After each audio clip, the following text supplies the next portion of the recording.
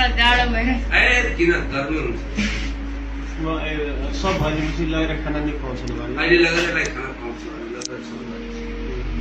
मसँग एउटा मेरो साथी मसँग मेरो एउटा साथी थियो होइन प्रत्येक खड्का भन्ने त्यसले मलाई भनेको थियो के अरे हिँड्नु त कुनै के अरे सानो बच्चा छ भने त्यसलाई किडन्याप गरेर सेक्स गरेर नि मारिदिने भनेर अनि त्यो त उता भाग्यो घर अनि घर भागेपछि म त्यही बसेँ नि त यो गर्ने बेलामा तिम्रो दुईजना थियो को प्रदीप खड्का के तिमीसँगै काम गर्छ कि होइन ऊ पढ्छ ऊ पढ्छ कहाँ बस्ने कता हो ऊ पनि सिमरामै हो सिमरामै बस्ने हो घरभन्दा कति टाढा बस्छ हो तिमीहरू मेरो घरभन्दा 10 मिनटको बाटो 10 मिनटको बाटो छ त्यो दिनको बिहानदेखि घटना बताऊ त बाबु साँचो साँचो के भयो जसले हामी दुईजना त्यसलाई लिएर आयो होइन यता तिमीले भन्यो नि त्यो दिन बिहान म वीरगञ्ज आएँ के भयो पत्लाबाट वीरगञ्ज गएर वीरगञ्जबाट स्टाफ पुऱ्याएर अनि घर आयो नि अनि त्यसलाई पनि लिएर आयो म सिमराबाट उठाएँ त्यसलाई आफ्नो साथीलाई अनि यहाँ ल्याएर बस्यो अनि हामी दुईजना मन गऱ्यो सेक्स गर्न होइन अनि के अरे हामी आयो यता अनि त्यो बच्चाहरू खेलिरहेको रहेछ हामी खेल्न गएको होइन बच्चाहरू खेलिरहेको रहेछ अनि त्यहाँबाट चक्लेटको लालच दिएर कतिजना बच्चाहरू खेलिरहेको थियो 3 जना थियो 2 जना केटा थियो एउटा केटी थियो अनि केटी चाहिँ यही डर के अरे गढीमा रहेछ पहिलेबाट चिन्थ्यो त्यो नानुलाई चिन्दैन थियो जबदेखि त्यो गाडी चलाउन थाल्यो नि अनि कहिले काहीँ गाडीमा के अरे खेल्न आउँदो रहेछ त्यो खेल्न आएको समयमा म हुँदैन थिएँ त्यहाँ अनि के अरे अस्ति चाहिँ भेटाएको थियो अनि त्यसलाई नि गर्नु मन लाग्थ्यो घरमा कोही पनि थिएन त्यसको नि कोही पनि थिएन मेरो नि कोही थिएन लिएर आयो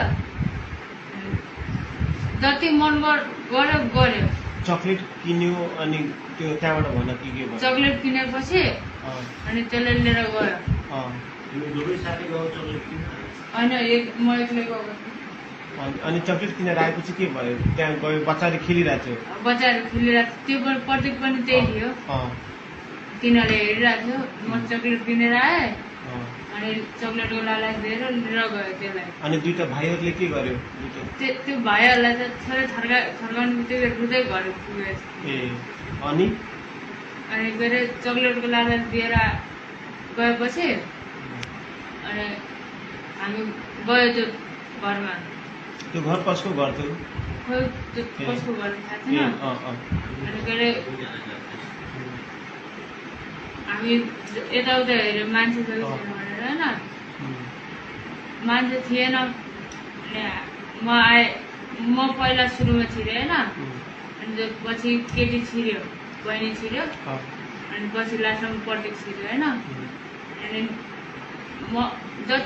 जबसम्म मन भएन नि तबसम्म गऱ्यो त्यसले गऱ्यो म यत्तिकै हेरेर बसिरहेको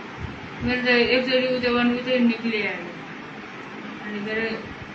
त्यसले जति मनसम्म गऱ्यो कति रस्सीहरू बाँधेको थियो नि त्यो बेला त्यतिखेर नि यहाँ मात्रै बाँधेको थियो मैले पक्रेर बसिरहेको थिएँ त्यसले उयो गरेर बसिरहेको थिएँ होइन अनि के अरे जब त्यसको नि भयो नि अनि त्यसले भने यसले त यो उठ्यो बिहोसबाट उठ्यो भने नि यसले हामीलाई भनिदिन्छ यसलाई गएर मार्दै भनेर अनि त्यो गयो गाडी लिएर गयो त्यसलाई नि गाडी चलाउन आउँछ स्कुल पढ्नु भयो भने गाडी लिएर गयो त्यो आफ्नो घर म के अरे उयो सुसा गरेर नुहाइ धुवा गरेर खाना खाएर अनि त्यसको घर गयो किनकि रिजर्भ थियो त्यसको घरको साइडबाट अनि के अरे रिजर्भ लिएर गएर हेटौडा पुग्यो हेटौडाबाट फेरि आउँदा रात पर्दाखेरि फेरि फोन आयो के अरे भेटाएन भनेर फोन आयो होइन फेरि त्यसको भोलिपल्ट पनि फोन आयो त्योबाट पनि भेटाएन भनेर आज फोन आएको थियो भेटायो भनेर आज फोन आयो अनि त्यो रस्सी बाँध्यो तन्नामा राखे कतिखेर जब भ्यायो नि हामी दुईजनाले त्यो निक्ल्यो अनि म एकैछिन बसेँ त्यहीँ त्यसपछि त्यतिकै लट्केको अवस्थामा छोडेर ढोका चुकुर लगाइदिए। तिमीले रस्सी बाँधेर लट्काइदिएको? के अरे चुकुर लगाइदिए। त्यो रस्सी र तना कसले लिएर आयो? तना र रस्सी त्यही थियो। त्यही नै थियो? यो पनि झुटो बोल्दैछ तिमी? नढाँटिकन भनेको। अहिले चाहिँ नढाँटिकन हो? त्यही थियो जम्मै। अनि म आएँ होइन नुहाएर खानासाना खाएँ। अस्तिको कुरा हो त्यो खानासाना गएको थियो माया गरेको थियो। त्यो दिनमा त फर्स्ट दिन थियो गाडी लिएर एक्लैले कुदाएको फर्स्ट दिन थियो। अनि ल्याएर आयो खानासाना खायो।